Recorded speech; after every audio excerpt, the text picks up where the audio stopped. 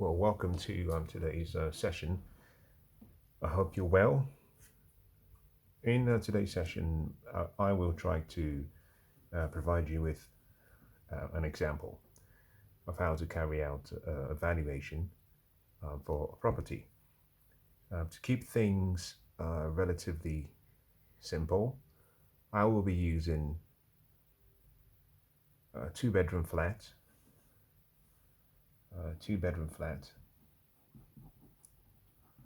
located in Morrington Crescent, London, NW1. I think this will provide a useful example that most people can relate to.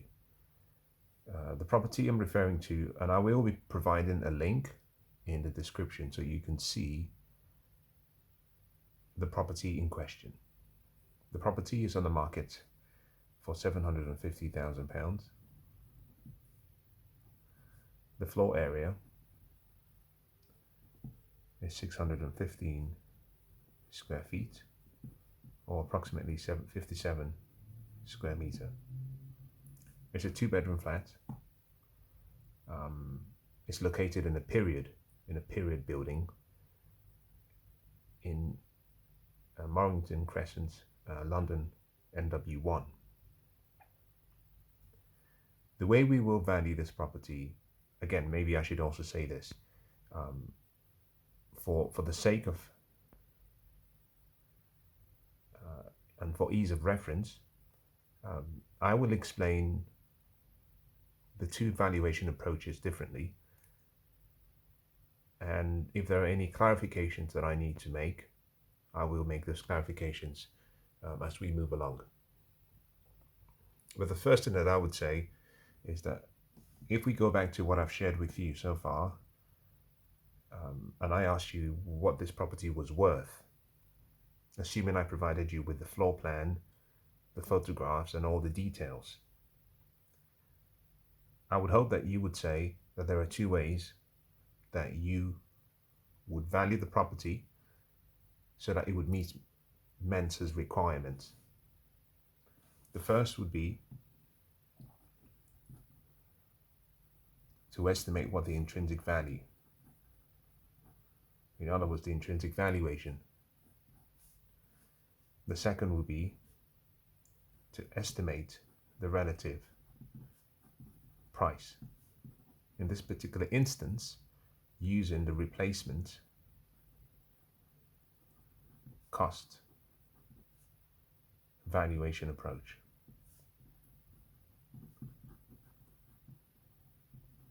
As you will remember, I also mentioned that there is another way of estimating what the relative price of the property is, and that is something called the comparable cost, sales cost. We do not use this approach in valuation. Well, I do not use this approach in valuation, and for various reasons. Some of the reasons I explained in the prior session. The valuation approach I prefer is the intrinsic valuation. The intrinsic valuation approach, for me, has always been the best approach for valuing a property, for several reasons. The first is, if you're buying a property for rental purposes,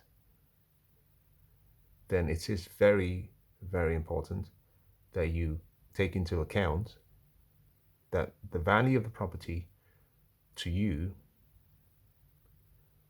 would be the present value of the cash flow the property will provide to you as the new owner. Just keep that in mind. And on that basis, the first approach that you should consider should be the intrinsic valuation approach, because this will take into account the fundamentals of the specific property, the discount rate, the cash flow, and the risks associated with the property reflected in this discount rate, and finally the growth rate. And this will now be overlaid on a period of time that you intend to own the property for. The alternative way would be for you to estimate what the replacement cost would be for the property. Now, without any further ado, let me begin. If you're going to value the property using the discounted cash flow methodology, in which case you're estimating the intrinsic value, the first thing to start with would be to decide what your discount rate is. In this example, I'm going to be using 6.5%. This is what I use, or what I have used, as my discount rate in specific locations in London. And this discount rate has been used since 2020. And I've maintained the same discount rate until this month, December 23rd, 2021. The reason being that the risk-free rate has, by the Bank of England, has been at 0.1%, although the market risk-free rate has changed. The Bank of England base rate will start to increase, or has been increased to 0.25, commencing January 2022. And therefore from 2022, my discount rate will change. This discount rate is not to be used without making reference to the book, because I provide very detailed explanations as to how you should adjust the amount or the rate you use depending on where you are, depending on what currency you're using for your valuation, depending on the geography of the property, depending on the risks identified in the market, and most importantly, depending on the risk-free rate, which is a forward-looking approach. In any case, I'm using a discount rate of 6.5%, so I have that. The next thing I need to do is identify the cash flow. To identify the cash flow, the first question you should ask yourself is simply, how much would this property produce for me as the owner in revenue or in rental income? Two-bedroom flat in Morrington Crescent would rent for about £2,500 per month. So it's a very simple approach. 2,500 multiplied by 12 means the property would yield £30,000 annually. That is your gross rental income. For the sake of this analysis, I would assume that the operating cost is 10% of the gross rental income. I will also assume that the depreciation is 10% of the gross rental income, and I would also assume that the capital expenditure or the reinvestment is 15% of the gross rental income. Now, with those sets of information, I can very easily estimate my free cash flow. For the purpose of this analysis, I would assume that the tax rate, for just this example, to keep things simple, let me assume that you will be paying a tax of 15%. This is not a property you're buying for your residential use. It's a property you're buying to let, and therefore you would pay some rental, some taxes on the rent generated. Therefore, to get your free cash flow, we have to go back to the equations I provided in the prior sessions. I simply said that your free cash flow is your net income less your reinvestment. So what we want to do is find out what your net income is. To obtain your net income, if you recall from the example that I provided in the prior session, is your gross income less your operating expenses. In this example, we're assuming that you're buying the property with cash, so there is no financial expenses. There is no debt service cost. We subtract from the operating expenses the amount you need to reinvest. In this case, what we're referring to here is your depreciation, and then we also subtract whatever taxes you pay, and that would give us your net rental income. Once we've obtained your net rental income, we then subtract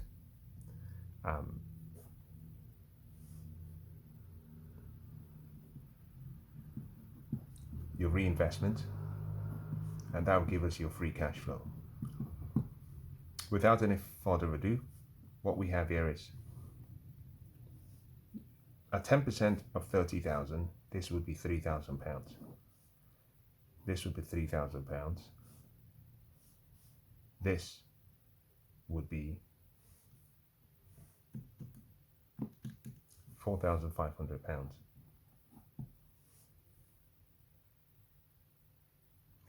The taxes you pay, for the sake of this example, I will assume that the taxes you pay, obviously, as you would imagine, you pay taxes on your operating income. So, for this example, your net income will simply be £30,000 less £3,000 less £3,000. This is your operating income, and this is your depreciation. So I'm simply following the formula provided. Gross income less operating expenses less depreciation expenses less taxes. But your taxes would then be 15% less 15% off your operating income, which in principle is this sum. 1 minus t. So if you think about it, we're trying to take all of this and put that in this section. What that means is, to simplify the process, we can simply say 30,000 less 3,000 less 3,000, 1 minus t. That's a simplified way, rather than having to do it all over again. It's quite simple. In which case, what you're looking at is 30,000 less 3 less 3 is 24,000. 1 minus 15% tax is 24 times 0.85 is 20,400. That's your net income. Your reinvestment is simply your net income. Sorry, your free cash flow is simply your net income less your reinvestment.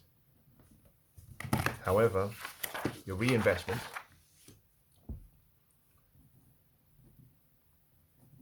from the example is your capital expenditure less your depreciation. In this example, 4,500 less 3,000, which is 1,500. Therefore, your free cash flow is simply 20,400 less 1,500.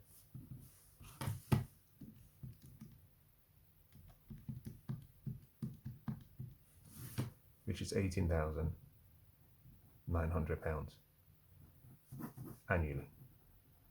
This is your annual free cash flow. We have established your free cash flow. The value of the property is simply the present value of the cash flow, N. This is simply the formula, the different ways of doing it. The present value of a property takes into account the duration during which you would hold the property. So the intrinsic value of the property would simply be the present value of all the cash flow the property would generate whilst you keep the ownership of the property. In other words, during its entire period of ownership. Several ways of estimating this. This is, in principle, where we begin. DCF simply equals CF year 1 plus CF year 2 plus CF year 3, and you keep going on until you get to 1 plus R N CF N. CF is the cash flow, R is the discount rate, N and the number of years. Sorry, 1, 2, 3 are the number of years, year 1, year 2, year 3. N is the maximum time you would actually have the property under your ownership. So, in this example, I'm going to assume you're going to keep the property for, say, 30 years. So there are two ways of then bringing in the growth into the analysis, but also estimating what the value of the property would be for that whole 30-year period. And at the end of the 30-year period, let's assume, because it's 30 years, you can either sell the property or you keep the property. It's entirely up to you as the purchaser. In any case, what we do is, if you were trying to establish based on a cash return, the first question you would ask is, what is the value of the property, assuming that the growth rate in its cash flow will not increase? Or you might say, well, that's not likely. We know that properties are indexed to inflation, and therefore rental income should be indexed to inflation. So I would assume that my growth rate is 2%. So if the property's cash flow would only grow at 2% in perpetuity, or for the 30-year period, the value is very simple. The value simply is the expected cash flow the following year divided by the discount rate minus the growth rate. In this case, so what this means is simply that if you were to go back to the free cash flow that I have estimated,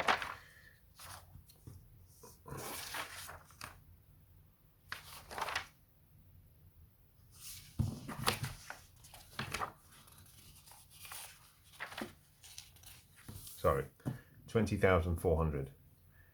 We would then say 20,400 times 1 plus 2. Effectively, what we're saying is 2% divided by 6.5% less 2%.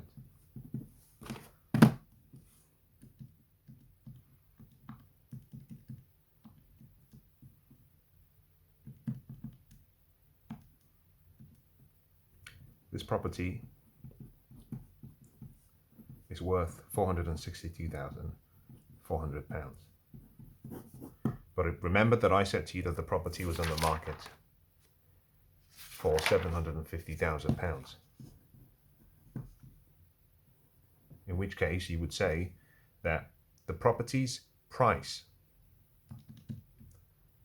relative to the value, the property is priced at a 38.3% premium to its value. So the value of the property is here. The price, the market price is here, 750,462. There is something important that I should state, which is that I have assumed that this property's rental income will never increase beyond 2% every year. And therefore, I've limited the cash flow growth to 2%. It's not an unreasonable position to take. This would simply mean that the property is overpriced. Now, if for whatever reason, as part of your analysis, you decided that the property's rental income and its cash flow would increase at 5%, maybe for the first 10 years, and then it would revert back to 2%, then you would take that into account in your calculations. But what I've done here is a very quick way to ascertain what a property is worth based on some parameters that you have to define. The first was my cost of capital, or my hurdle rate, or my discount rate was 6.5%. My growth rate in cash flow was limited to 2% every year. And then with the cash flow I estimated, I established that the property was worth £462,400. Certainly, all of this is based on the fact that I've made some assumptions in operating expenses, I've made assumptions in capital expenditure, I've made assumptions in tax I will have to pay. Your property will be very different. In the book, I provide you with very detailed guidelines as to how you should take into account what could be the operating cost, the capital reinvestment, and the taxes. I will not go into that in detail in this session.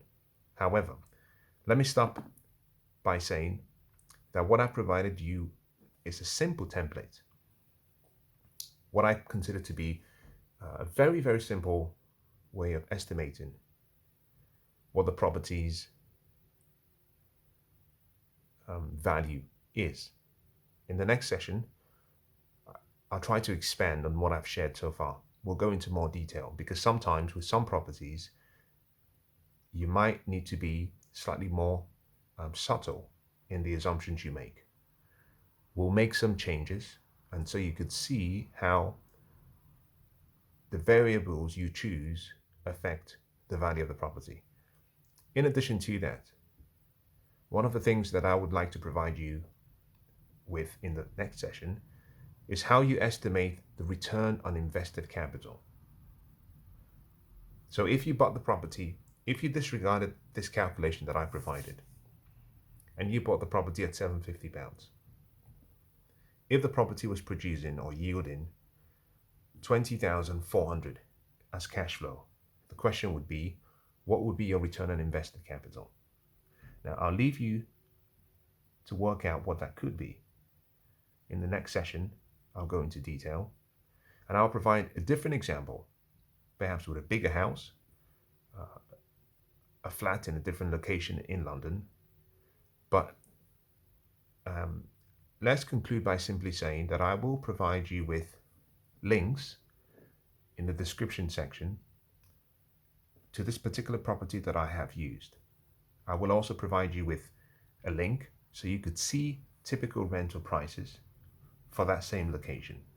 I'll use an example. I'll show you an example that you could use. Think about what you've learned so far. And I like to hope that one of the things you've come away with is the realization that this process is not too complicated. It's relatively straightforward. You just have to be disciplined. Let me say something. I mentioned in the prior sessions that if you value a property using the intrinsic valuation approach, one of the things you would tend to find is that the value of the property for most of the time will be less than the market price. And the reason is simply because markets go through cycles. As of today, we are at a 12-year market upcycle. So the market has been going up for the last 12 years consistently, which is the longest market upcycle we've ever had in the United Kingdom, at least in the last 100 years. And what that simply means is that most properties on the market today, you could make a claim, and it would not be an obscene claim, but you could make a claim that most properties are priced very richly. The discounted cash flow methodology, or the intrinsic valuation, works for investors who have patience, who have time, and who are not swayed by market moods and what the market says. If you're buying a property at the height of the property cycle, what would happen is the market price would be very high. If you buy at the bottom of the cycle, the property prices will be slightly reflective of its true value, but maybe below its true value. So the key thing to remember is when you're buying a property, in addition to estimating the value and comparing the value to the price, you always want to ask a simple question. Where in the market cycle am I?